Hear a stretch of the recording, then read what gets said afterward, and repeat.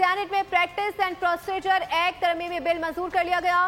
Supreme court में जजेस की तादाद 17 से बढ़ाकर 34 कर दी गई है। इस्लामाबाद हाई कोर्ट में भी जजेस 9 से बढ़ाकर 12 कर दिए गए हैं। ऐवान में आर्मी एक्ट 1952 में तरमीम का बिल कसरत राय से मंजूर कर लिया गया है। इसी पर मजीद बात करेंगे। उमर हयात खान, नुमाइंदा बोल न्यूज़ इस्लामाबाद से मैं ज्वाइन करें। उमर, बताइएगा क्या फौरी तौर पर इस एक्ट का इतलाक तमाम सर्विसेज चीफ्स पर भी होगा?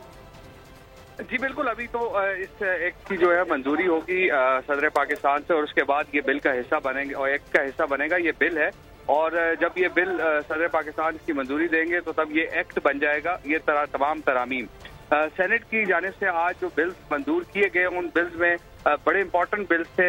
प्रैक्टिस एंड प्रोसीजर बिल था और फिर इस्लामाबाद हाई कोर्ट के जो जजेस हैं उनकी तादाद बढ़ाने का बिल था। अब उनकी तादाद 9 से 12 कर दी गई है और जो सुप्रीम कोर्ट के जजेस हैं उनकी तादाद 17 से बढ़ाकर है और चीफ जस्टिस के अलावा 33 जजेस जो हैं वो सुप्रीम कोर्ट में होंगे।